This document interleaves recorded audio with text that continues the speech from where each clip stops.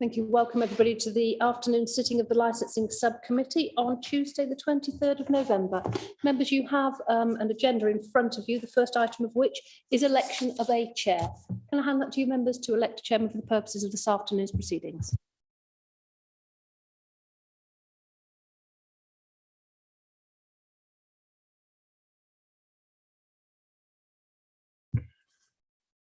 So presentations to this subcommittee are not given under oath. However, I would like to remind all parties that the highest standards are expected, and any deviation from these high standards could possibly influence any decision of the committee. And also, Julian, shall I read this as well? Yeah. Welcome to today's meeting. This is a public meeting, and members of the public and press are permitted to report on the proceedings. Reporting includes filming, photography, making an audio recording, and providing commentary on procedures. Please note this meeting is recorded and streamed live. These recordings are publicised on the relevant meeting page of the county council's, the council's website. By choosing to attend this public meeting, you are deemed to have been given your consent to being filmed or recorded, and for any footage to be recorded or published or broadcast. If the alarm sounds, the premise must be evacuated immediately. Do not spend time collecting your personal belongings. All emergency escape routes are clearly signed, and once you have left the building, the assembly point is into the high street opposite the Guildhall. Members and speakers are reminded to use the microphones when speaking. So, first of all, the chairman. So, members of the subcommittee are to identify themselves. So, Chris. Good afternoon, everybody. My name is Councillor Chris Mitchell. I'm Deputy Leader of the City Council and sit on the Licensing Committee. Thank you, Chair. I'm Councillor Vitter, represent the Cathedral Ward. And I'm Councillor Lucy Hodgson. I'm representing Warndon Parish South. And then the rest of the staff. Thank you, Chair. I'm Vanessa Brown. I'm the legal advisor to the committee this afternoon. Graham Rowery, Licensing Officer, Worcester Regulatory Services on behalf of the City Council. Then the applicants, if you could just identify yourselves. Hello there, my name is Arion Zouliatis and I'm the director of the Sweet Greeks. And other representations? I'm Harold Quintin, I'm Art Centre Manager for Soundlands and Students on the Church's Conservation Trust. Thank you. And are you aware, the applicant is aware that you could have been represented, and also are you okay with all the procedures set out in the papers? Yes, we are okay with all the procedures, and we got today with us our business consultant, Mr. Robert Dover. He's going to represent us, but we all here as well to hear. And my business partner from the Sweet Greeks as well, Spiros Berzaletos. Okay, and are you all right as well? Yes, we are. Yeah. Right. So, if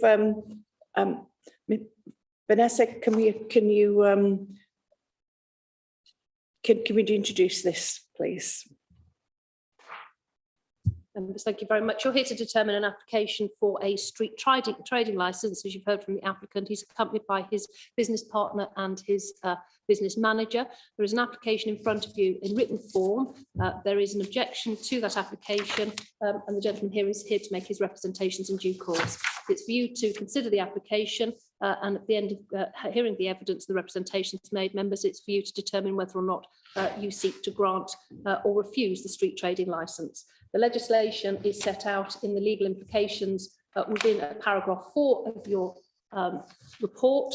That is the legislation that advises members that you have a duty to grant an application for street trading licence or renewal of such a licence unless they consider the application ought to be refused on one or more of the grounds specified in subparagraph 6. And those grounds are set out for you within your report.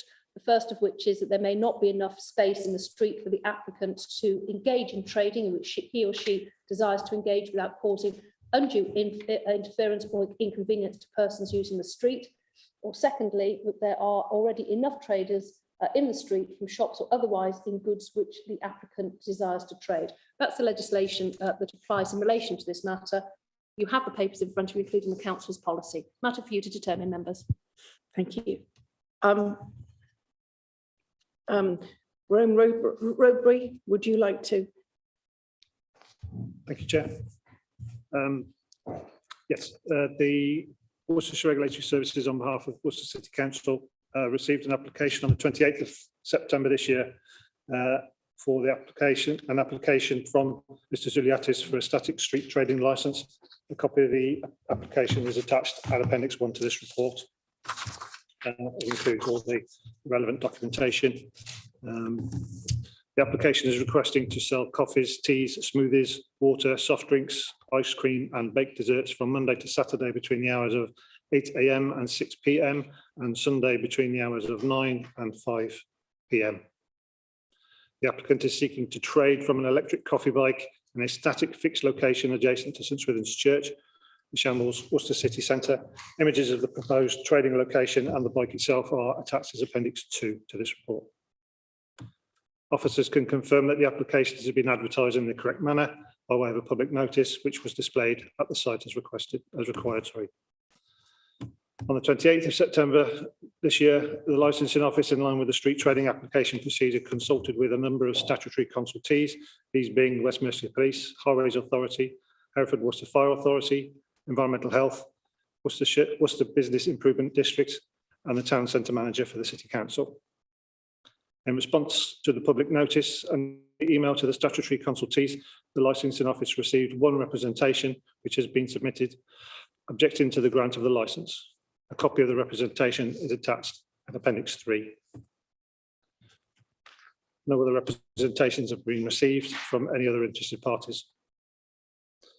The local policy considerations are that the council has adopted a policy in relation to street trading. A copy of that is attached to the report at Appendix 4, and there's a procedure note for the hearings which is attached to Appendix 5.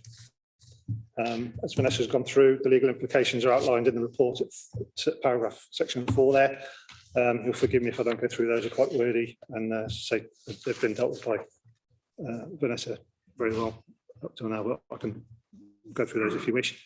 So in conclusion, the licensing committee are asked to consider and determine whether to grant or refuse the application made by Mr. Zuliatis for a static street trading licence in Worcester City Centre at the site identified. Thank you.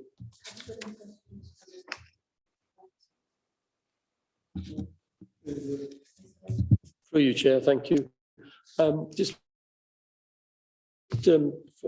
want to pick up. I know that there's strategy 5 or 6 items, well, police, highway and fire authority, and ourselves, of course. Any of them have any? No, there were no other representations made about this application.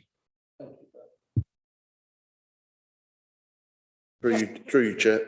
Mr. Roby, noticing the description of the applicant, it says you've got the electric powered bike and then there's a marquee 3 metres by 3 metres.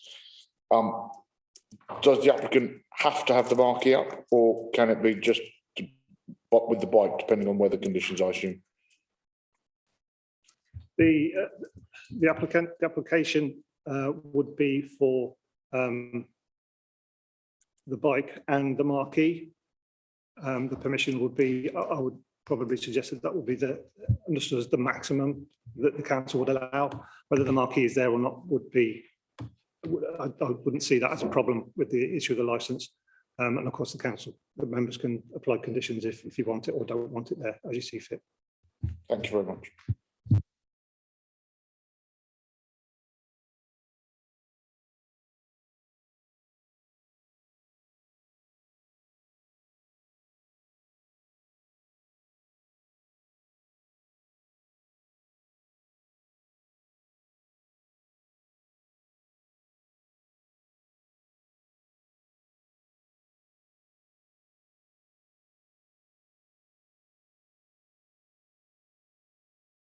So as you all guys know that we've been trading about with we have at the minute the street trading license, which we've been doing this for about 4 months. I think it's been very good for us, our business, to advertise and being in city centre. We believe that we're bringing something different and something unique. I mean, I understand there are a lot of coffee shops, a lot of places that are in town, but what we're trading, what the Sweet Greeks do, is completely different. I'll just make a comment about the keep the same microphone. Okay, sorry. Yeah, with regards to the comment about the other shops in that area, right? Greg's have now closed in Melchi in the Shambles. There's only one other coffee shop, I believe, down at the opposite end of the high street. Well, not the high street, but the opposite end of the shop. I think it's Starbucks or Nero or whatever it is. I think it's one Nero. Yeah. In the end of the road. Yeah. Which, okay, it sells coffee, but they don't do the cakes and things like the Sweet Greeks do. So it is something different. Okay, sorry. That's right. Yeah. And then as we've been putting the application forward, we said that we're going to be there only morning days, like from 8 o'clock until 6 o'clock, and then Sundays until 9 until 5. We're not going to sell any alcohol. Our application is only for 3x3, which is quite small area. We're going to go through later on with details because we got some pictures, from our architect as well. We're not disturbing anyone, even pedestrian, even the cars. I'm going to show it to you later. Plus, from the other point of view, from the customer point of view, we believe that we want to be there, as a lot of our customers, they're up and down on High Street to find us. Probably one of you guys have seen us all the time moving around, which we have to move. And now I believe it's time for us and for our business to become different, to just have a static location, to be there. And as far as I'm concerned, for those 7-8 years which I've been living in Worcester, I remember all the time that the Shambles is always being a place which everyone was trading there. It used to be burger van, used to be different things, always hot dogs, everything. Even when one day when I had the chance to talk to the councillor Mark Bayliss, probably all of you know, and I was looking to find a spot where to trade. We went with him together for like 10 minutes walk on the High Street, and he told me, Arion, my suggestion is don't apply for High Street and for Broad Street, because they're not going to approve you, as I think they want to keep it the High Street clear and empty for pedestrian, for other shops. What I'm going to suggest you then, and you have the highest possibility and the chances to get to the static location, is apply for the Shambles. So it was basically his opinion, and then I was like, okay, thank you so much. That's what we went through forward with this.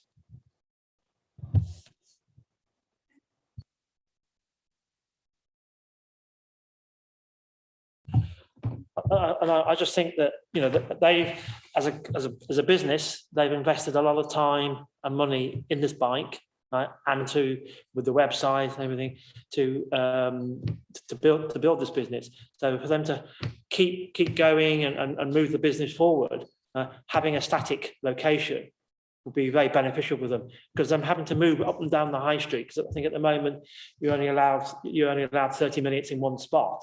So having to keep moving up and down the High Street, it means customers have to keep coming and trying to find where they are on the High Street.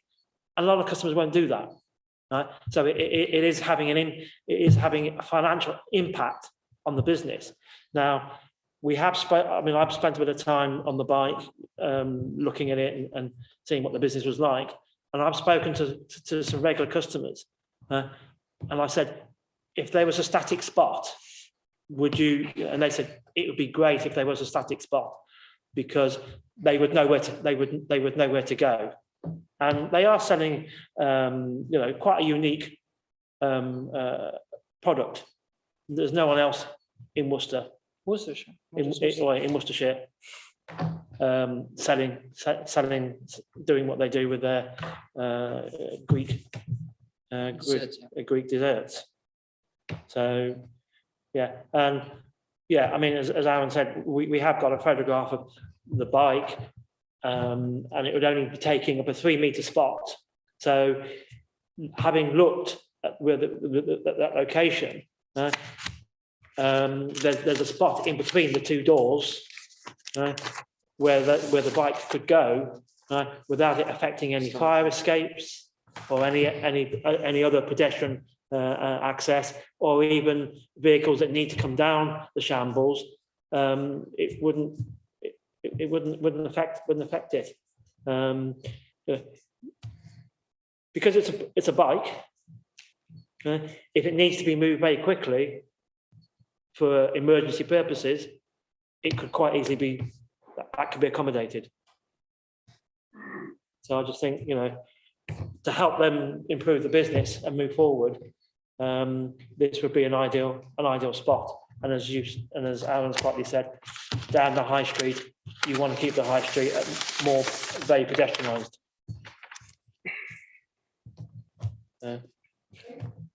I mean, I don't know if you want to have a look at this.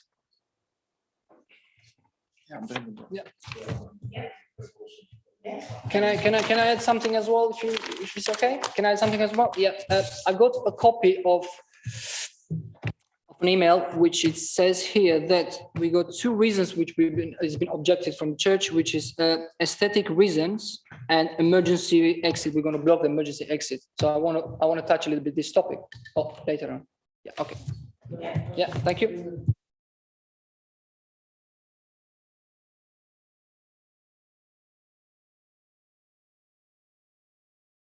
Sorry, Chair, through you, I think Mr. Zakatis wanted to, sorry, apologies, Ziliatis wanted to say something about that.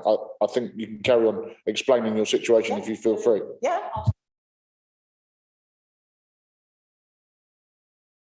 So yeah, as I was saying that I've got an email which we've seen from that the church actually objected us the application because of the aesthetic reason.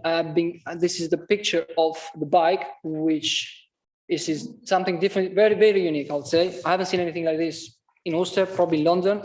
The cost of this bike is about £18,000, 1/8, which is we put a lot of money and a lot of effort to it. So it's a great asset for the business. Yeah, certainly more pleasing than having a hot dog wagon or burger van that used to be there all the time. Yeah. In the same time as well, as we said, the bike vehicle is not going to be parked there during the night. So that means after 6 o'clock, we have to unpack everything to our car park, and then the space is going to be free for the next day also. And then we are happy to put the bike in any position, as you said, that it's not going to block anywhere. It has a wheel, so we can easily remove it. And the other thing that I saw is we're going to block the emergency exits. I've got a picture here, which probably you all have it there, which I made it myself yesterday. And I believe those 2 doors here are the emergency exits. one's already blocked. One is already been blocked, and it's been there red. So yeah, I don't understand why. On the one door, on the left door, on the if you look at the building on the left hand side, right, there's a wheelie bin in front of it, and there's a plastic sort of fencing, like picket fencing, that's been there for quite some time since the church has had its renovations. Yeah. And I went myself yesterday as well with my architect, Nick Harrell, which we took some measurements, and it's very clear there that the distance from one door from another door, it's about 6.9 meters, which gives us enough space to accommodate our coffee bike somewhere there, and then have even in front enough space for all the cars to move, on the back as well for pedestrians to walk through, and in case of like emergency, like people to evacuate from both sides. So personally, I don't see any reason how we can block the fire exit with our bike 3x3. I think that's all.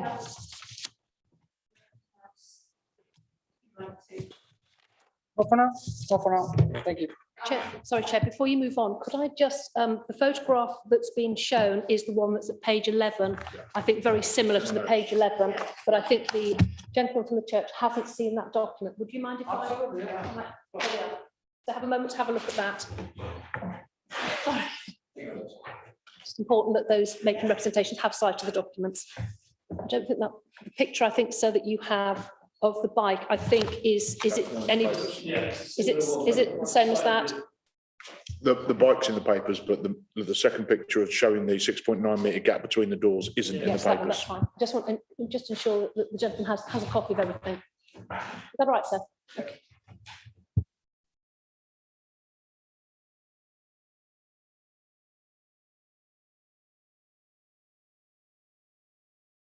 Yeah, Mr. Ziliatis, thank you. You've asked for an application between 8 and 6, Monday to Friday, and then 9 to 5 on a Saturday. Sorry, Monday to Saturday, then 9 to 5 on a Sunday. Is it your intent to operate all of that time, or are you asking for that application and then you might be there Monday, Tuesday, but not turn up on a Wednesday? Sorry, I don't think we're going to be there 7 days a week. We're going to be 6, but we just put the application through. That means that some days we might close even at 4. If it's winter, if the weather conditions are quite bad, if it's so yeah, it's not that we're going to be spot on time. That means probably we're going to start maybe on the winter a bit later, 9 o'clock. So yeah. Can I just ask a question? Is the church used very often? Unfortunately, we ask the questions. Oh, okay. That's how it works. Yeah. Yeah. Like what I was going to say there, what we've spoken about is what you could do, perhaps try and accommodate around it. If the church is being used and they don't want the bike there, then those days. Happy to move. Yeah. My second question, and it's a clarification point really. You've measured the gap with your architect at 6.9 metres, and to confirm that your bike and the marquee around it, maximum spread is 3 metres. So that would leave, in effect, 1.45 metres either side if you were situated in the middle, or 6 feet. Okay, thank you. Or 5 feet, sorry. Thank you. Thank you, Chair. That's very, I've got a couple of questions. One is, I think you alluded to already halfway through, the marquee bit. You said that you set it up. I got the bit that you take the bike away, but what happened to the marquee is the first question. So as well with the marquee, we're going to have to remove it during the night. So it's going to be completely free. We're going to set it up in the morning, take it off in the night. It's there purely as a shelter for the winter months. Yes. From rain and snowing, yeah, and windy, yeah, pretty much. And in summertime, it's not going to be there.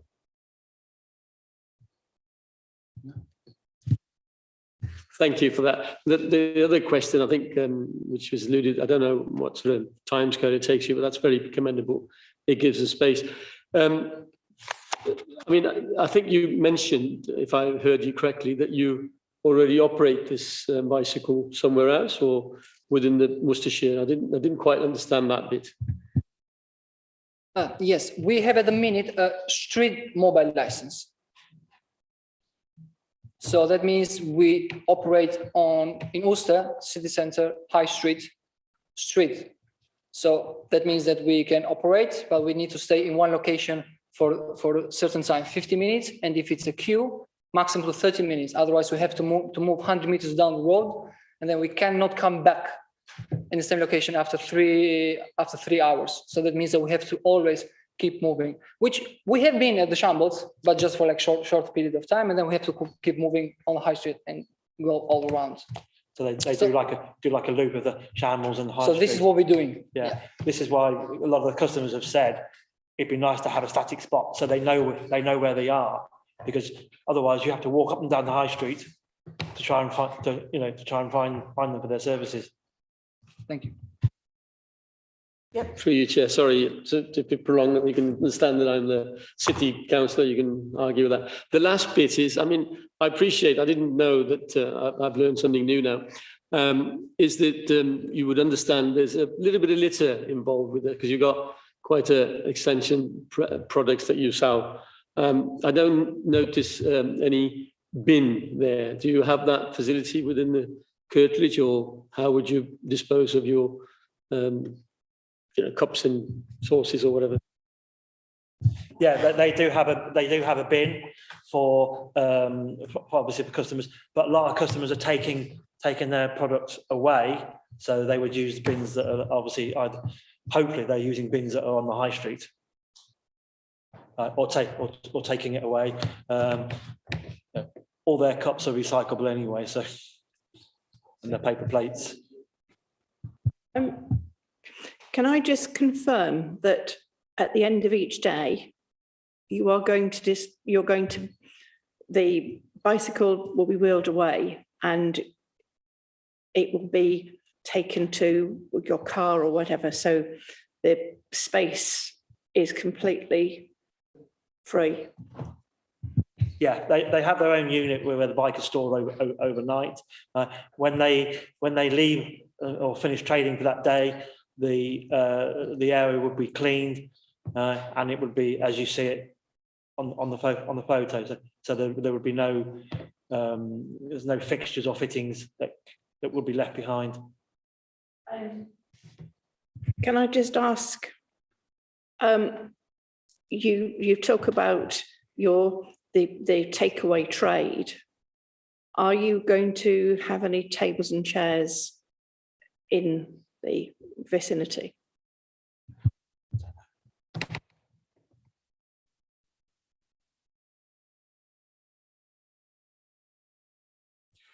It's not going to be tables outside for customer to come and sit. However, on the application, we mentioned that it might be just a chair for us to sit. So it's going to be basically take away and go. No tables outside, no. Yeah, they're not going to encourage people to be hanging around and sitting down.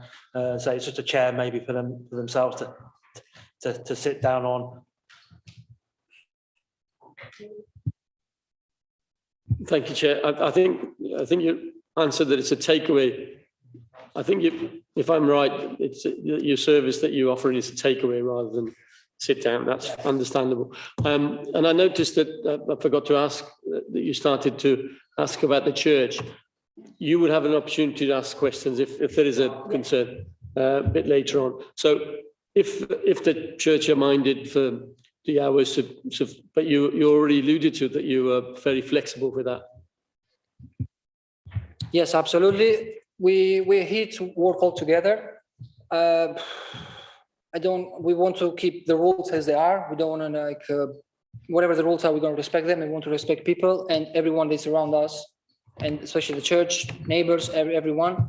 As I said, and I mentioned, if it's any events, anything else that's going there, we'll be more than happy to move away, or even maybe to work together and be there for the day for people that coming over. Like the other day, I had a meeting with from the cathedral, which they were looking maybe for different events that might happen in the cathedral for us to go there and be there for the day. So we're looking to work together. So maybe the case is going to happen with them, or otherwise we're just going to clear it away. No problem.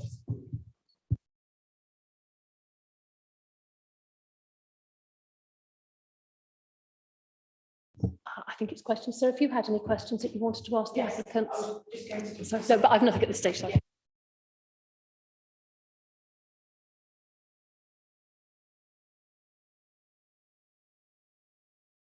Some questions, and obviously you'll be able to say your bits in a minute, but have you any questions about what we've just heard? A lot of the questions that we had have been answered through the questions asked by the elected members, and so we're very grateful that those responses have been given.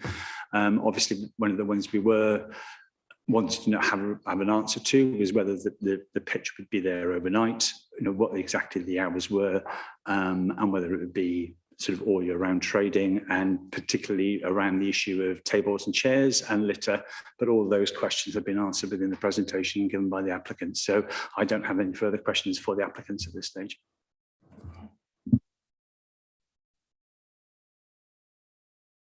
We hear now your submission. Yes, I mean, the Churches Conservation Trust do not want to jeopardise local business. However, we feel that the application is at odds with the significant investment that the Churches Conservation Trust has made in terms of £2.9 million to develop and upgrade this Grade 1 listed building, which is one of the most significant historical buildings in the city. We work closely with the City Council planners and the Conservation Officer as we develop this project. And one of the things that we were excited to see was just prior to our starting work was the public realm works taking place within the Shambles, with the idea of creating a high quality public space. And again, we feel that this sort of application would be at odds with that in terms of the view from Milcheaping Street, where you're looking down at one of the most iconic buildings in the city. Aesthetically, we feel the vehicle would obscure one of the most important views of a nationally significant historic building and have a negative impact on the setting within the historic city conservation area. I know the applicants have sort of commented on the doors of the East End, but both of those doorways are emergency exits, and they would be used as our primary escape routes in terms of any emergencies. To pick up on a point that the applicants made in terms of when we would be operating, we're about to go into our soft launch phase, and the construction work is just about complete. We're waiting for the last elements for practical completion, so we'll be looking at soft launch this side of Christmas, with a full public launch in February of next year to coincide with the Love Worcester Festival, and the church would then be open to the public a minimum of 5 days per week, with evening performances, daytime events taking place. So we would be a very active arts and cultural space within the heart of the city centre. We feel that the areas has been created a very sort of attractive public space. It's a natural focal point, but we feel that that intersection of the four streets, I think particularly with the iconic building that we have at St Swithin's, would be undermined by the inclusion of the applicant's trading post between the doors at the east end of the building. So although, as I said at the beginning, we don't want, it's not the role of the Churches Conservation Trust to jeopardise local business, but on this occasion, we don't feel it's appropriate for the applicant to be awarded the pitch at St Swithin's.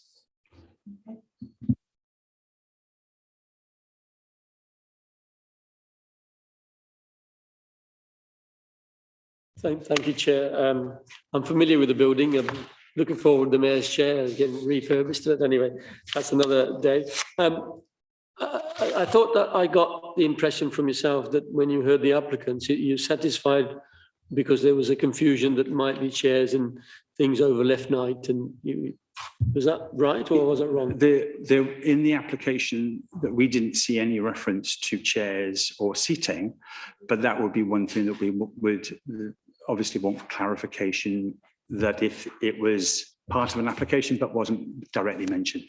So it was on my list to find out if there was an intention that there would be tables and chairs within the site. So sorry, Chair, for you. So what I'll go back to original, but I think the answer was no, that there wasn't. Does that alleviate your sort of issues and concerns or not? No, I mean, our concerns are with the sort of twofold. One is the aesthetic sort of aspect in terms of that we have an iconic building, which we don't feel would be enhanced by the inclusion of the applicants sort of trading from that point. And we still feel that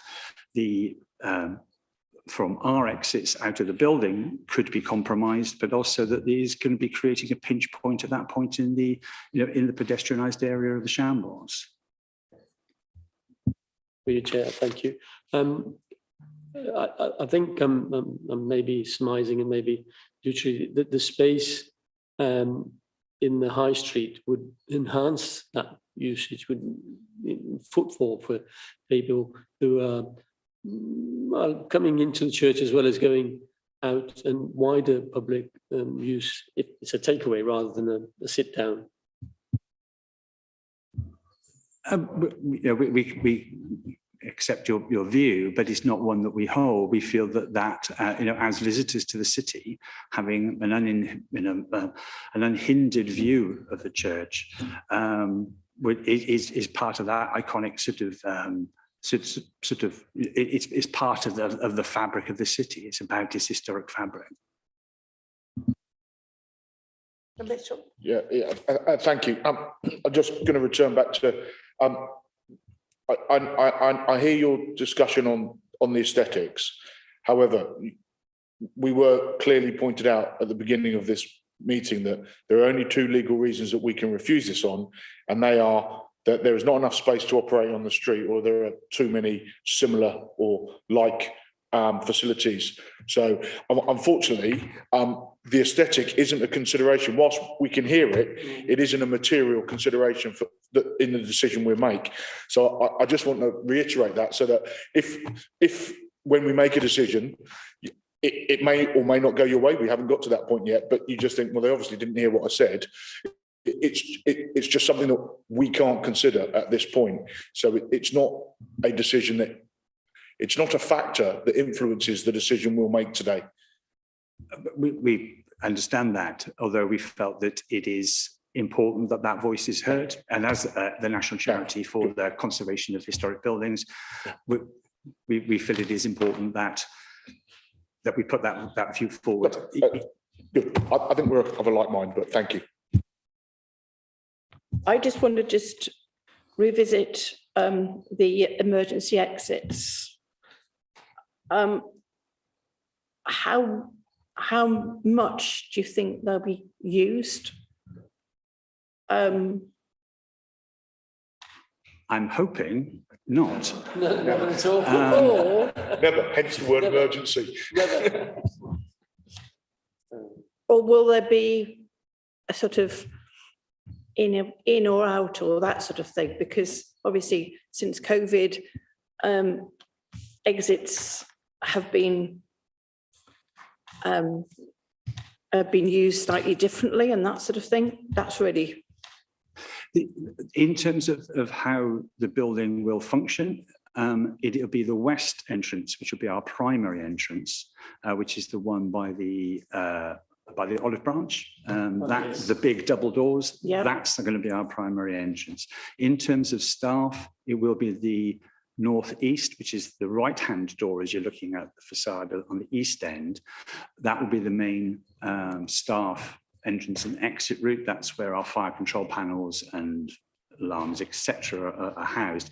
In terms of evacuating the building in terms of an emergency, we have to discount our primary entrance, which would be the west end. So therefore, our two east end exits become our major route for evacuating the building in terms of compliance with regs. So so we would be exiting.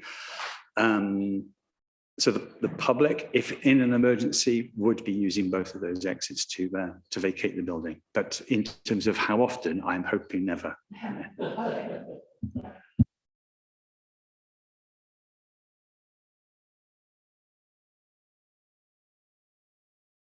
Can we come back with some Yes, remarks to that question? Yes, we appreciate, it's a church, it's a historical building. It's like your colleague here said, it's not so much about the aesthetics. I mean, this is it's quite a nice bike, right? So I'm going to have to interrupt that. Sorry, point of order, Chair. But at this point, they can ask questions to the applicant, not make more statements. Sorry. Yeah. You are actually... Questions to the objector. With regard to the street, you were saying about the street view, the bike would be to the one side or the middle. So looking up Milchickham Street, it's not going to be that much of an eyesore. In terms of the aesthetics, I think that there are dimensionally opposed views on that. Yes. So it isn't an issue in terms Yeah. of the decision making. But So it is. just use my. Sorry, we understand that the aesthetics is not an issue in terms of the decision making process. And I think that in terms of how you may feel the aesthetics may work would be different from how we feel the aesthetics. And I don't think we're going to compromise on that opinion, but we respect your opinion in terms of that. Also, you mentioned there's the Olive Branch restaurant at the front of the building. So you already have something in front of, in front of the building that is operating as a restaurant. In terms of that, we are in negotiation with the Olive Branch and are about to undertake a redesign and rebuild of that space to accommodate an appropriate entrance and exit to the building. So the view of that space that you have at the moment is not one that will continue beyond Christmas.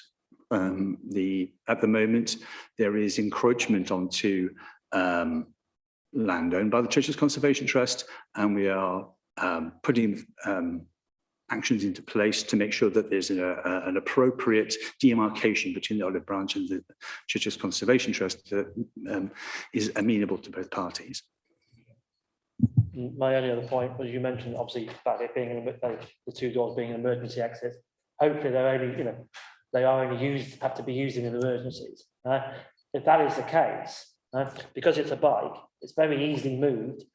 Should an emergency happen, they would be prepared to move. Well, they would move the bike to allow a more free access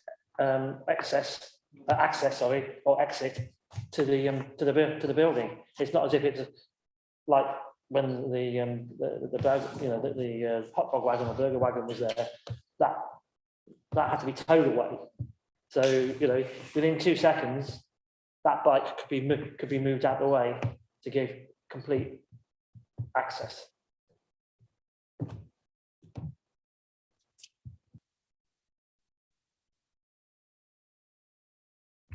Just got another question because I didn't understand. I think I didn't understand it well myself. You said that it from the Olive Branch, from the garden. It's a big door there. This is the main entrance at the minute. At the moment, the church is closed for Right. conservation. Right. So there is no public access to the building. To the building.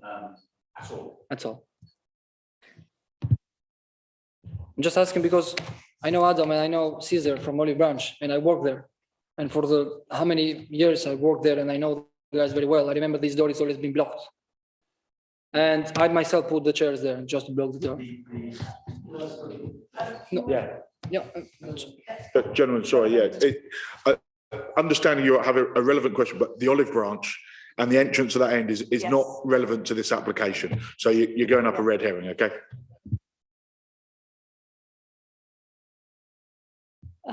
Thank you, Chair. I have nothing further to add at this stage. The legislation is set out for you in your reports. You have all the information. I think it remains just to invite the applicant to make a final statement before members deliberate. Yeah.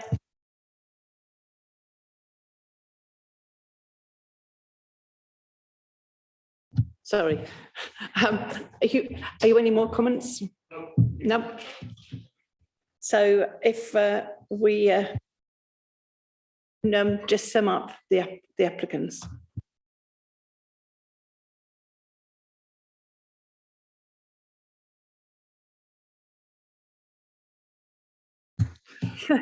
Sorry. If you can just sum up, okay? So, as we already spoke here today, we all believe from our side that we should be there trading for the hours being. We believe that with the coffee bike and the market is going to be there just 3 by 3. We're not going to block any pedestrian walking on the sides, cars, or even the fire exit. As we said, we're going to be operating there only daytimes from 8 until maximum 6 o'clock. Nothing is going to be left there during the night. The space is going to be clear. We're happy to to work together with the church in terms of if an event's going on there, to just move the bike itself. I believe it's a great spot. I think Worcester need something different.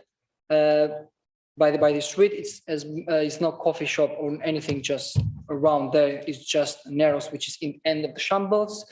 It is an electric box here as well, which gives us a lot of advantage to use the electric from there.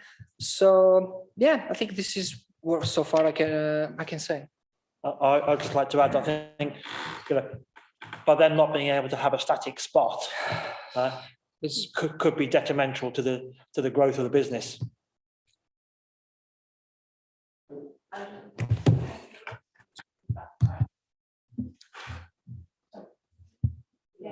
No, I mean, we would just like to reiterate that we feel that the application should be turned down on the grounds of it's sort of obstructing of the exits of St Swithin's, but also on the aesthetics, that in terms of how it would impact on the conservation area of the city. Thank you, Chair. I suggested something about the bins line, if you recall, some rubbish not left behind when it causes. I think you ought to have something if that's mine. And I'm going to suggest a condition, and also I'm going to ask a condition about the access, especially the access are not blocked at any time. That there be a. Would you be content with that? Would you be happy? Hang on, sorry. No, members, you consider the application that's in front of you. Should you grant it, it will come with its own standard conditions in any event that would address any concerns that members would have with regards to litter, etc.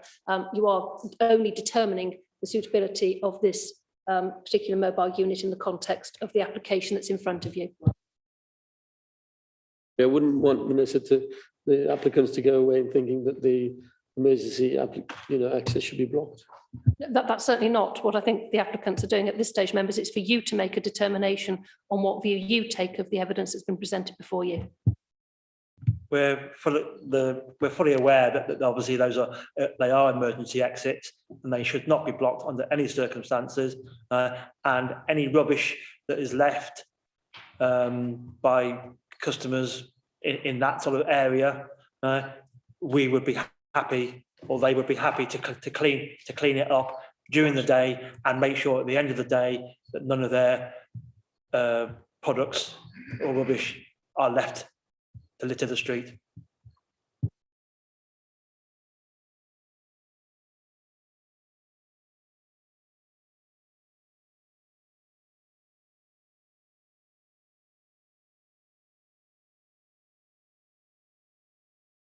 All the conclusions. So we now want to deliberate. So if we can just clear the room until we make our final decision.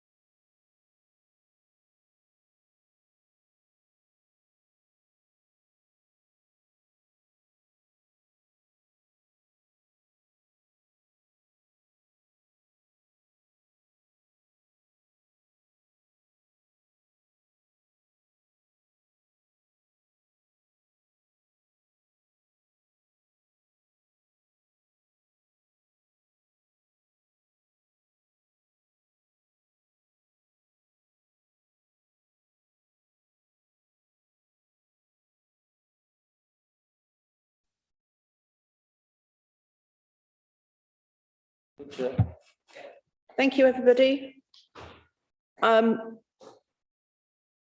We are granting the application because we have no reason to refuse it.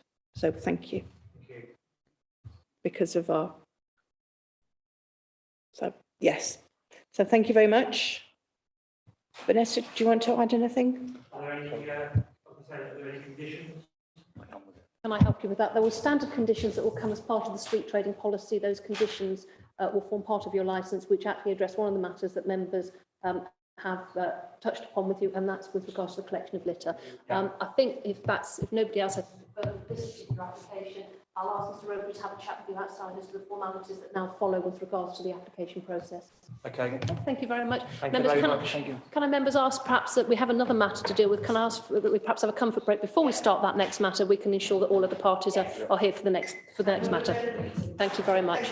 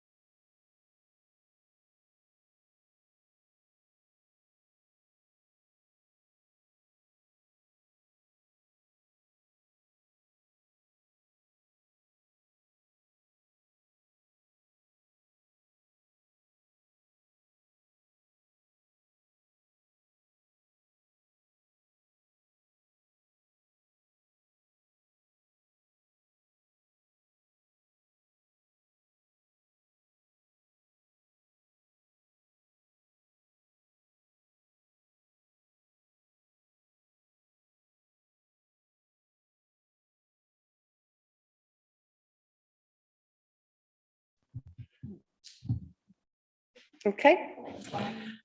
Welcome to this today's licensing meeting. This is a public meeting and members of the public and press are permitted to report on the proceedings. Reporting includes filming, photography, making an order and providing commentary on proceedings. Please note this meeting is recorded and streamed live. These recordings are publicised on the relevant meeting page of the council's website. By choosing to attend this public meeting, you are deemed to have given consent to being filmed or recorded and for any footage to be broadcast or publicised. If the alarm sounds, the premise must be evacuated immediately. Do not spend time collecting personal belongings. All emergency escape routes are clearly signed. Once you have left the building, the assembly point is in the High Street opposite the Guildhall. Members and other speakers are reminded to use your microphones when speaking. So today, so before we get to this, the meeting, presentations to the subcommittee are not given under oath. However, I would like to remind all parties that the highest standards are expected and that any deviation from this high standards could possibly influence any decisions of the committee. So first of all, what I'd like to invite subcommittee members to identify themselves. Chris. Good afternoon. My name's Councillor Chris Mitchell. I represent St Clement's Ward and I'm the Deputy Leader of the Council. Councillor Ditto. Good afternoon. I'm Councillor Ditto, I represent the Cathedral Ward. And I'm Councillor Lucy Hodgson and I represent Warndon Parish South. And the other officers. Thank you very much, Chair. I'm Vanessa Brown, I'm the legal advisor to the committee today. I'm Graham Robury from Worcestershire Regulatory Services, administering licensing on behalf of Worcester City licensing. And the applicants.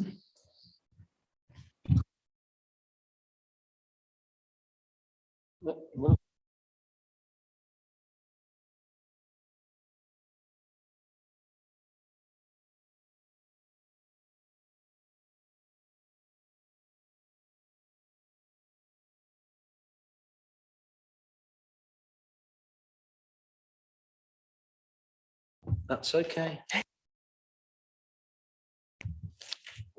I'm Patrick Kelly, and I'm the director of No Frickin' Chicken. And I'm business partner and head of marketing for No Frickin' Chicken. Oh, Hannah, sorry.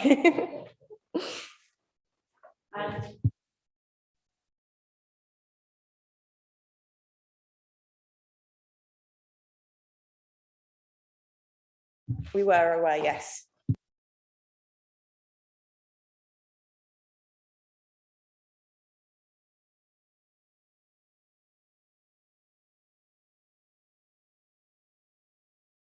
Yes, we are.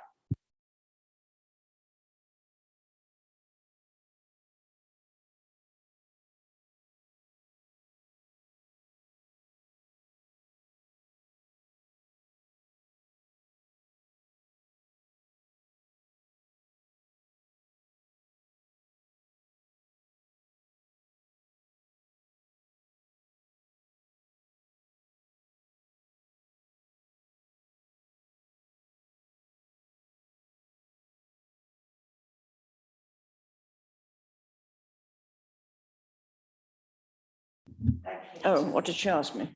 No, Your name. What did you ask me? Just yourself. Just yourself, the gentleman. Oh, Rafe Buxton from Leslie's Arms Houses. And Sue Pritchard from Flat 2, 1 Union Street. So, Vanessa, would you like to explain? Members, thank you very much. You're here to make a determination in relation to a street trading licence application that has been submitted. Member, it's for you to decide today whether to grant or refuse this application application. I'll direct you to your the report that's been prepared on behalf of Worcester Regulatory Services. The legislation that's applicable in relation to this is set out at paragraph 4, the legal implications, and that says that it is the duty of the council to grant an application for street trading licence or the renewal of such a licence unless they consider that the application ought to be refused on one or more of the grounds specified in subsection 6.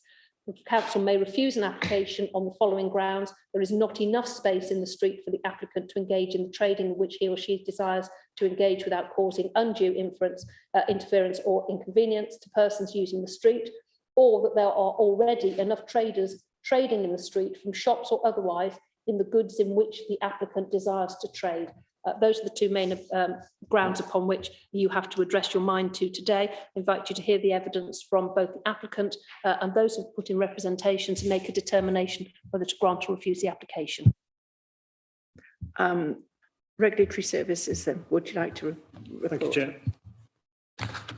As explained, the report in front of you is to consider the application for a grant of a static street trading licence submitted by Mr. Patrick Kelly on behalf of No Fricking Chicken to trade from the junction of Friar Street and Union Street in the city centre.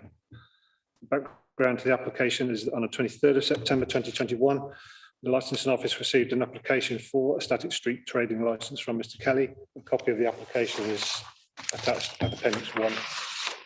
The application is requesting to sell vegan fast food, fried chicken, burgers, loaded fries, shakes and ice creams from Tuesday to Sunday between the hours of 11 AM and 6 PM. The applicant is seeking to trade from a retro Airstream catering trailer in a static fixed trading location on the corner of Friar Street where it meets Union Street in the Worcester city centre. Images of the proposed trading location and catering trailer are attached to Appendix 2, beginning on page 41. Officers can confirm that the application has been advertised in the correct manner by way of a public notice, which has been displayed on the site.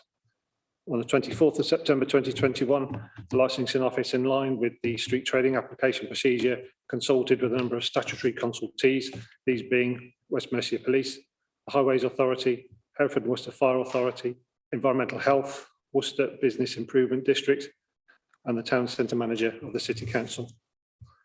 In response to the public notice and the email to the statutory consultees, the licensing office received 7 representations objecting to the grant of a licence. A copy of the representation is attached at Appendix 3. No other representations have been received from any other interested parties. The local policy considerations are that the council has adopted a policy in relation to street trading, which is attached to the report as Appendix 4, and also adopted a procedure note in relation to street trading applications attached at Appendix 5. The legal implications, as outlined by Vanessa, are detailed a little bit more there in paragraph 4. I won't go through those as they're quite lengthy, and obviously you've been made aware of those already. And so the council, the licensing committee is asked to consider and determine whether to grant or refuse the application made by Mr. Kelly for static street trading licence in the city centre at the location indicated. Thank you.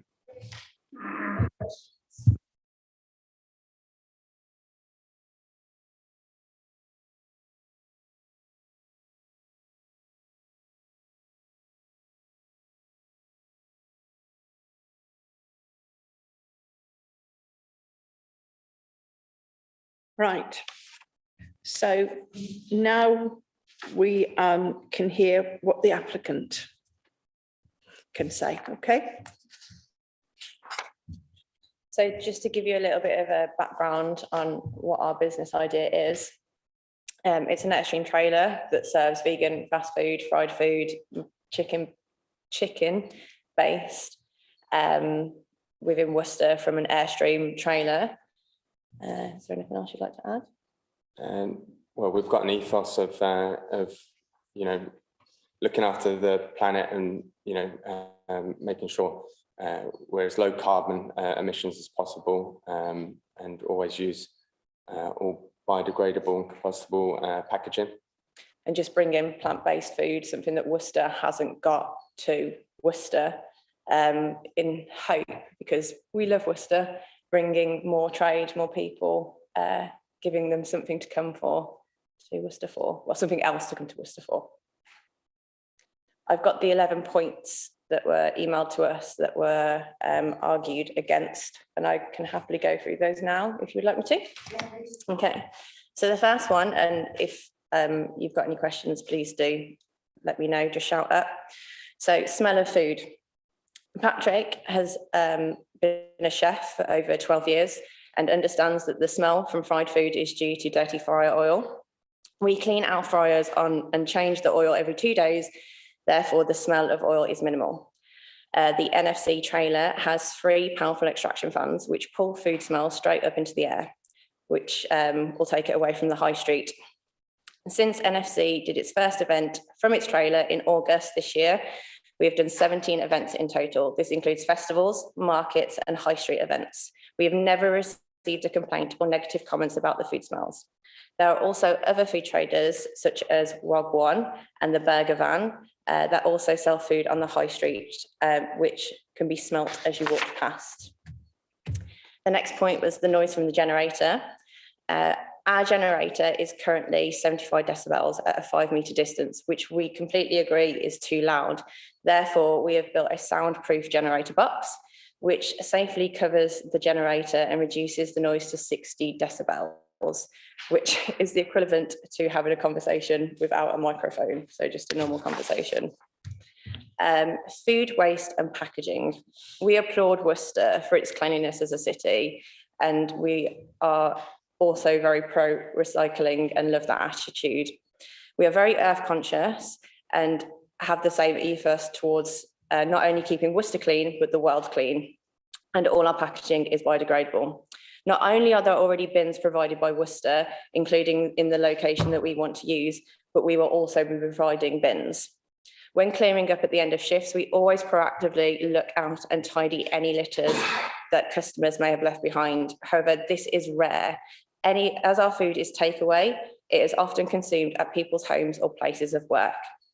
We would also like to point out other locations in Worcester who do not always apply the same level of care as we do. So walking through the high street the last 2 days, I've seen litter from places such as Greggs, McDonald's, Costa's, Papa's Cafe and Wayland's Yard. Impact for trade for existing businesses. We are 100% vegan. And our business specialises in vegan fried chicken and burgers. There is no one in Worcester that has what we offer. 2 businesses, for example, that you might assume that is close to what we do, but not, is Nando's. They are not fully vegan. They offer animal-based chicken and burgers. Therefore, we will be bringing a different audience to Worcester, especially as plant-based eating is growing. Nando's has one vegan option, which is not particularly popular, and many vegans do not want to eat in a restaurant that have heavily meat-based products where there is chances of cross-contamination. Be the Change, the only vegan cafe and restaurant in Worcester, both at the opposite end of the high street from our desired location. The cafe offers cakes and coffee, while the restaurant offers high-end sit-in vegan food, very different from what we offer as a vegan food takeout. We also have a very close relationship with Be the Change, and they are very supportive of our business. Van not in keeping with the local area and will interrupt the, I struggle with this word, picturesque view of Worcester. Both Patrick and I chose Worcester. We don't come from here originally because we love the city and what it has to offer. It's a beautiful historic style town with lots of modern parts of the city, including bars, restaurants, attitudes and attractions. There are many parts of Worcester which I believe do not fit in with this historic Victorian style I believe you're referring to. So just down the road from the location we want is the Spiral car park. There's also the fantastic futuristic Hive, which can be seen for miles around Worcester, which definitely doesn't fit in with that historic vibe. And it's right next to the arches. The modern Cathedral Plaza, which again sits next to the Cathedral and Edward Algar statue, as well as many shop fronts and new build apartments, which I believe do not fit in with the historic picturesque style of Worcester. However, all of these places I've suggested makes Worcester wonderful and diverse. interesting and forward-thinking, while still taking care of its beautiful history. Our trailer may not be historic, however, it is retro, very cool, and fits in with the core local businesses that Worcester has, such as Guilt Trip Donuts, Wagwan Trailer, Icy Bow, Tonic, Tiki Bar, loads, just to name those few. The No Frickin' Chicken Airstream is far from an eyesore. We take really good care of it. It's regularly cleaned, and we take it as pride and part of our image. Barely a day goes by without someone mentioning how cool and interesting it is. Obstruction and visibility of shop fronts. The location that we've picked doesn't actually obscure any shop fronts. So if there's any objections to that, please let me know. Public nuisance. We have carried out a full risk assessment to ensure that there are no threats to the public. We have put measures into place with our trailer and business to safeguard the public, our staff, and implemented this in several of our locations with no issue. Patrick is fully trained in health and safety, first aid, food hygiene, allergy training, and fire safety. If we are accepted, we will regularly review these as we also wish to ensure the safety of others. Obstructions to pavement, forcing pedestrians to step into the road. Our trailer would be there Tuesday to Sunday, and we would ideally like to trade 11 AM to 6 PM. During these hours, the road is only accessible to cyclists and loading vehicles. Therefore, pedestrians can use the road and the pavement on the opposite side. On Monday, the 26th of November, and today, I stood on the road for an hour between 7:30 and 8:30 AM to gauge how many cars were used on the road. On Monday, there was 3 cars and 4 transit vans. Tuesday, today, there was 2 cars and 3 transit vans in that time. So I wouldn't class this as a particularly busy road. We also measured the road and I watched cars pull onto the road. And we believe that when our trailer has its hatch tucked away, there will be enough room for vehicles to get past safely. Location is on the corner of a busy road, which is actively used by pedestrians and vehicles. So very similar to the last point. We've mapped out the area the trailer would, the area that the trailer would take up. Pedestrians will still have plenty of room to walk around us safely. We would make sure there is always room for people to move around us safely, as we would never want to cause a danger. The road is 4 meters wide. When our hatch is closed, there is 3.5 meters left for vehicles to pass. As stated previously in the last point, I watched cars and vans pull onto the road, and with the trailer hatch down, there would be enough room for them to get past safely. However, when the trailer hatch is up, there is only 2.5 meters of room. And on that event that a larger vehicle come through, we would happily pull the hatch shut to allow them through. Vehicle larger than 2.5 meters. Proposed food and drinks already available at the local businesses. So as stated in point 4, we are 100% vegan business that specialises in fried chicken and burgers. There is no one in Worcester that offers this, and what we have is very niche. Since we started trading in June, we have pulled people from all over the Midlands to Worcester. Our first few events were pop-ups at the Firefly and Good Roots, where people actively told us that they travelled from Birmingham, Redditch, Evesham, Gloucester, Cheltenham and Hereford just to try our food. Since having our trailer set up in Angel Place, we regularly hear customers say that they have travelled from similar areas to try our food. And we've even had a couple venture all the way from Manchester to Worcester just to try our food. And my last point, will possibly cause a pinch point with existing street furniture outside Conservatory and Tie Gallery. As stated in point 9, the road is 4 meters wide. When our trailer hatch is closed, there is 3.5 meters left for vehicles to pass by. Therefore, there is enough room between our trailer and the Tie Gallery / Conservatory for them to get past safely. When the trailer hatch is open, there is 2.5 meters, and if there is an event where there's a vehicle larger than 2.5 meters needed to access the road, we would easily pull our hatch down. We believe that the space remaining in the street should be sufficient space for seating for the Tie Gallery and Conservatory, as well as pedestrians to walk through. Thank you.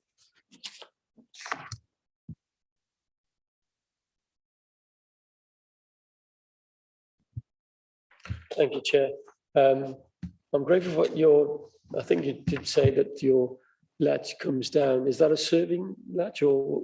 No, so we've got a small shelf at the beginning which tucks away, and it's about that deep, that wide, and then we've got a larger hatch that comes up from the top. Pulls up like that on the side, sort of, people can stand underneath it, sort of thing.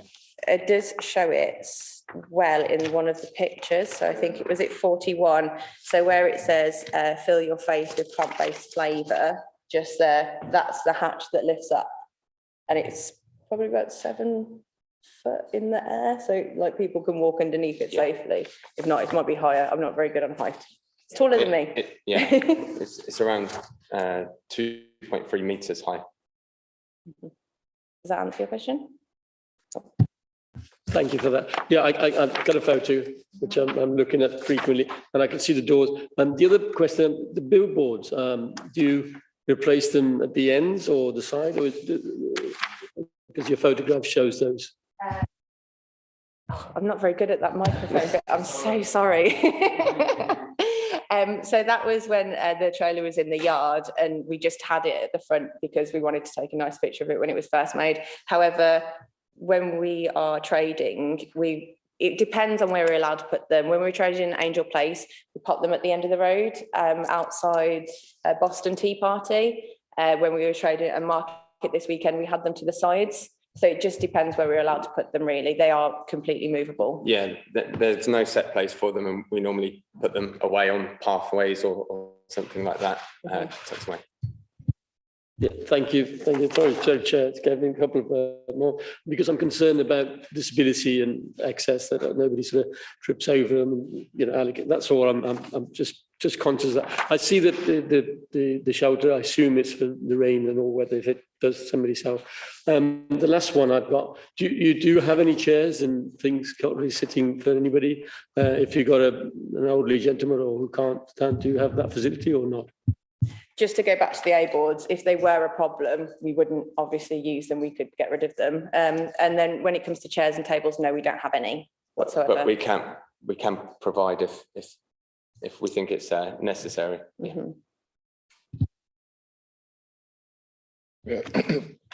Thank you, Chair. Through you've mentioned that once you put you lift your hatch up, which is going to be up all the time when you're serving, because otherwise you can't serve, that you actually impede into the road. Where have you measured that from? So what are the dimensions of the Caravan compared to the dimensions of the pavement? Because if I'm assuming you've measured best case when you're right up against the fencing. So okay, so thank you for clarifying that. My next point is, where does your towing vehicle go when you've parked the Caravan?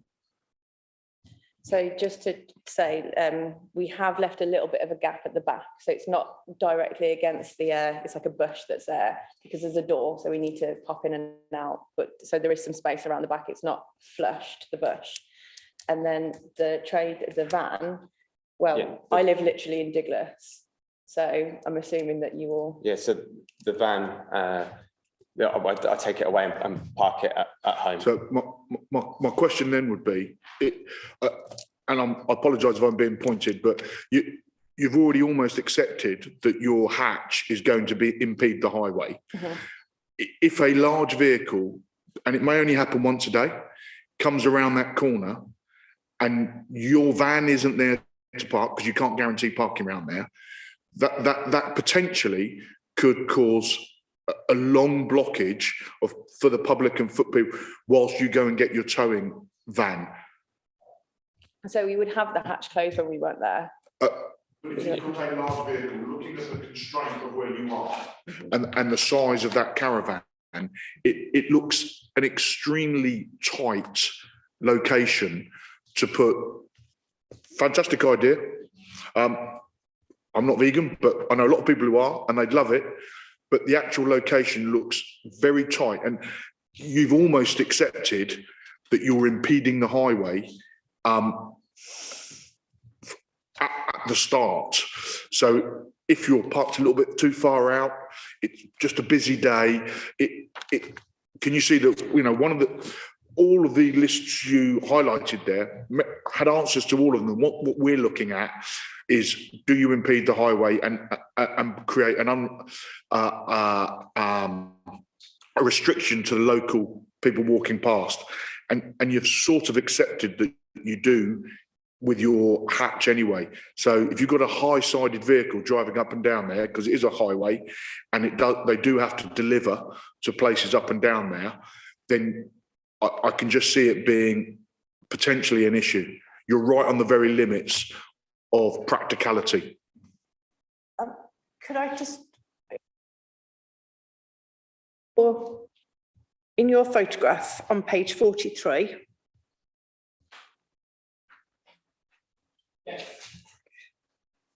the edging from, so you've got the hedge and then you've got the edging.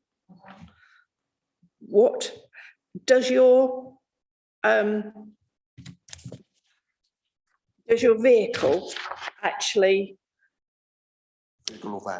their vehicle overlap this? So no, the edging. So where does it land, the edging bit, or does it actually go to the road? So we measured it, and the edging, as you described, the black pebbles, let's call them tiles, cobbles, there we go.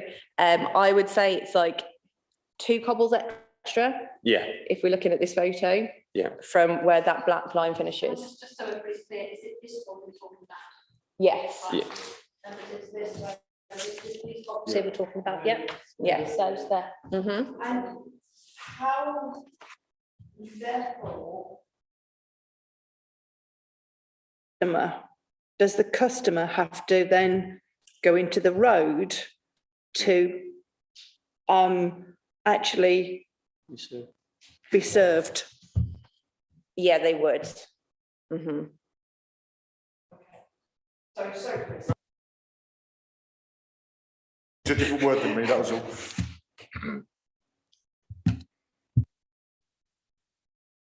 Sorry, no, not for me. Thank you very much, Chair. Sorry to prolong. I think you've covered it in your answer, when you were presenting your item about the noise and the incinerator that's going to be accompanied. Where is that would be placed in contrast with your van?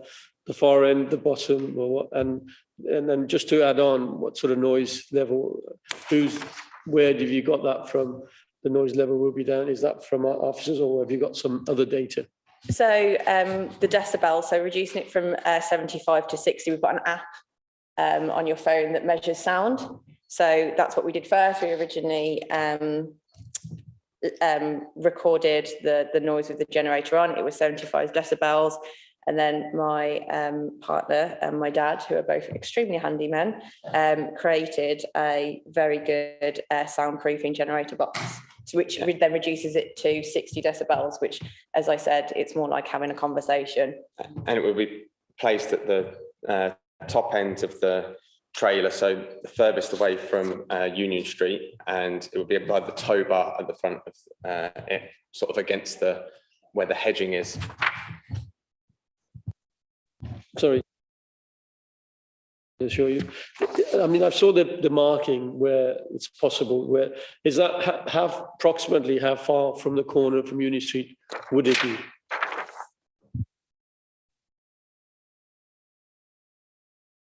It would be about 1.5 meters.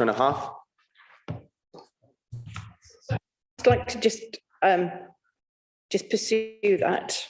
So again, the edgings on that actually come onto Union Street. Yeah. It is quite a rat run, particularly during the day, with cars that come from Sidbury, and they come down because they don't like to stay at the traffic lights. College Street. And so really, how many, so what you're saying then is that your edge of your unit, what will it be to the edgings of your unit, of the edgings on Union Street? So we wouldn't go over that, really. Does that make sense? Yeah, it does. So where the black cobbles are, Yeah. to the end one, so the one that's closest to the actual pavement, not the road, it would then be 1.5 meters in, if that makes sense. So there would be, in my opinion, enough room on that side for people to walk through.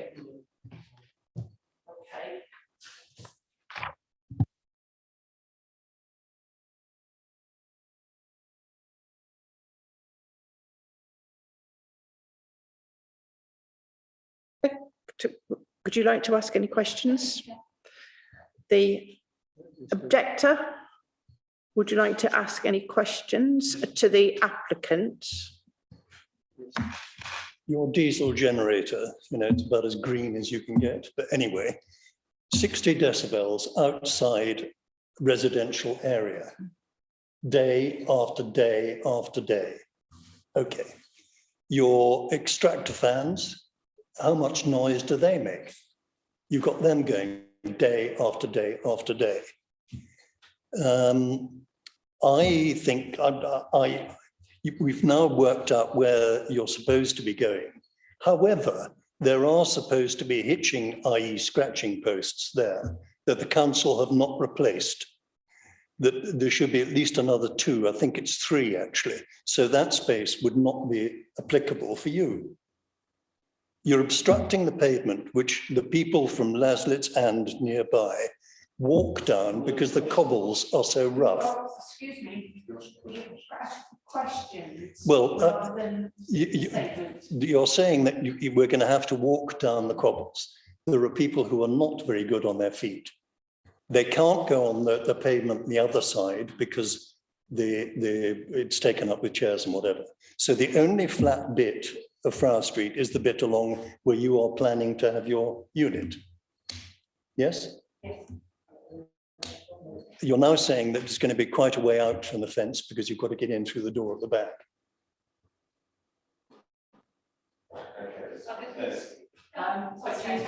Can I just, perhaps we could break it down into individual questions? I think, sorry. I have no scribble. So you will have an opportunity to make effectively your representations, but at this point it's just questions. Can we perhaps break it down? I think the first point you made, sir, was what was the noise level from the extractor fan? So I don't know if the applicant would like to answer that question first, and perhaps we can then move on to if we break it down, it will just make it easier for the applicant to respond, sir. That'd be fab. Yeah, I sort of wrote it down into points. The first point was about a diesel generator. It's not a diesel generator, it's an LPG generator, so it doesn't emit any exhaust fumes. 60 decibels is, below the level of a busy street anyway. So we believe that, it's not going to exceed the normal street level. The extractor fans, again, don't make a lot of noise and they don't exceed the noise of the generator. However, we are happy to, we haven't measured those, and we are happy to measure them for sure. Can you remind us of the next point of did you call them scratching posts? No, the scratching posts. Access suggestions. No, sorry, the scratching posts. Is that what, no. Did you want to, could you clarify?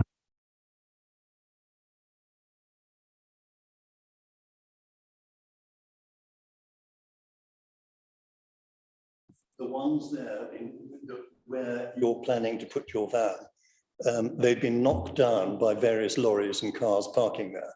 The council have yet to replace them. I think the last one was knocked down about 2 years ago. So officially, that is not a parking place anyway. So, I mean, it's not really a question as such. It's part of the council. I'm not sure it's a question that the applicant, I'm not sure it's a matter that the applicant can perhaps comment on. We can Do that. in this matter? For this? I think for the purposes, I don't think the Yeah. applicant can answer it as a Yes. question. No. So I think we can perhaps Yes. revisit that if Yeah. need be. I think the next point, sir, that you made was with regards to the width of the pavement and the fact that where would you expect the pedestrians to walk past if on the photograph, the one area is flat.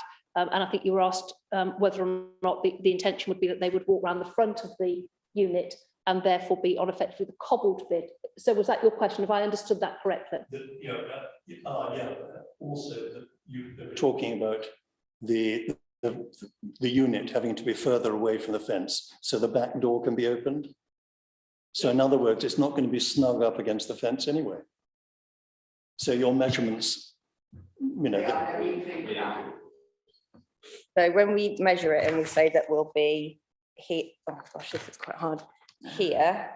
So again, here, that was considering the little gap for us to get in and out, which still, I completely agree with you, overlaps the black cobbles. But it is the closest that we can get it back so we can still fit in and out. We did include that in our measurements when we looked at the road. When you're talking about the flat pavement versus the cobbles, I'm very sorry I didn't think about that because we're not there yet. We're not at the stage of thinking about that yet. Yeah, we do admit that it's that particular pathway, it's going to block it off and no one's going to be able to walk through our trailer.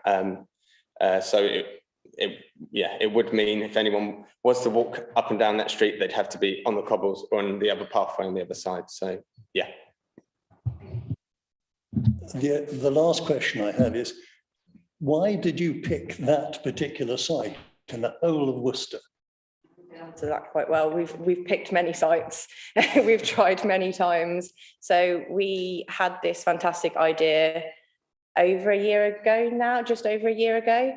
And we didn't think that getting a spot in Worcester would be quite as difficult. We've gone through many sites, this is our third or fourth? It's our third official applications. There's lots of particular areas we've really liked and we've really applied for, but there's certain rules that apply if not made it possible. And as a result, we've also looked at Malvern and Gloucester. We're not quite there yet because we would really like to keep it in Worcester because it's our little city. Well, not our little city, but so. And yeah, we want to be local. We want to be as close to the high street as possible, and it's not possible to trade on the high street. So yeah, therefore, this was sort of one of the areas that I noticed that hasn't been taken, and I was hopeful for. It was our fourth choice, so it's not our first choice. So yeah. No, well, I've seen you at Angel Place, yeah. And you didn't have a box over the whatever generator thing there. And that's one of the things, but now you say you will. We made it on Tuesday, so it's brand new.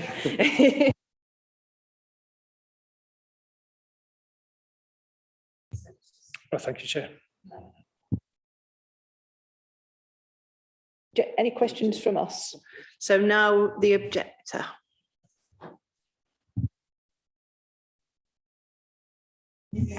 I think we've more or less covered everything. Only just the obstruction for a start, we've covered that. The noise, we've covered that.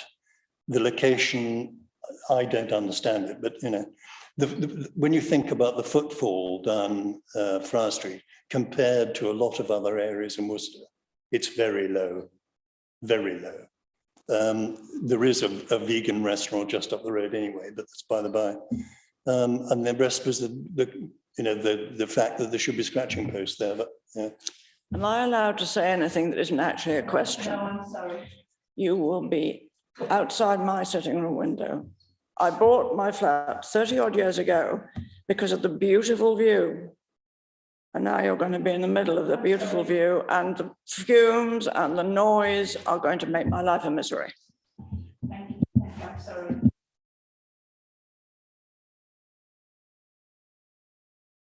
Taz. No. No? No question. No. Vanessa? And no. So all we have to do is do our final comments, and then we'll have to, everyone will leave the room, and then we can make our decision. So would you like to just make your final comments?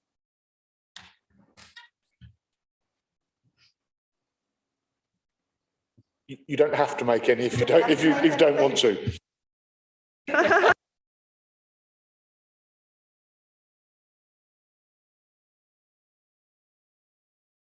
I think you have said everything, but just to reply to one of the comments that you said that I thought was quite interesting, the objector, you say that street isn't busy, and then a minute ago we said that street was busy, the location that we've picked, which I just think is quite interesting. I personally think footfall, it's as close, I mean, I walk that way every day when I'm walking my dog.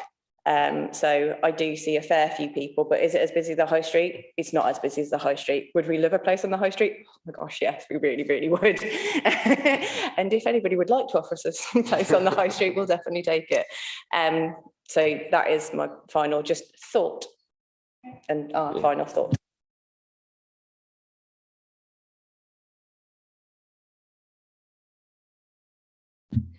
Only there's a nice spot outside a church I know about. Not anymore, there's not. Not anymore.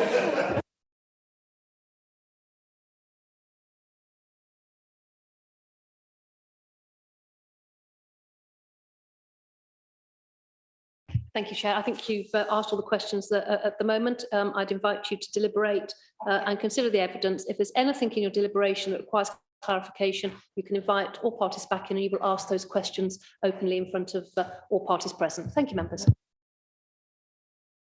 Hall, and we'll get you back when we've made a decision.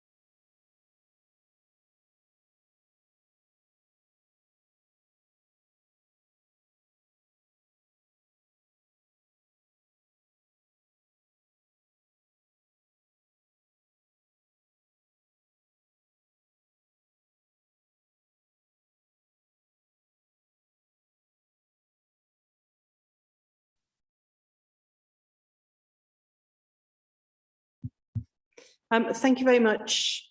I'm afraid we've had to refuse the application on the grounds of road safety, that there is not enough room in the street for the application to engage in trading in which he or she desires to engage without causing undue interference or inconvenience for pedestrians using the street. So we will be writing to you in 7 days with the formal written notice and also a right to appeal as well. So thank you. Chair, can I just also clarify that members, you also made a determination that there are other traders in the location that, whilst not trading purely in vegan food, did offer a service providing vegan food similar to that which is being offered. So members, that, as you've requested, will be included in your decision notice. Thank you.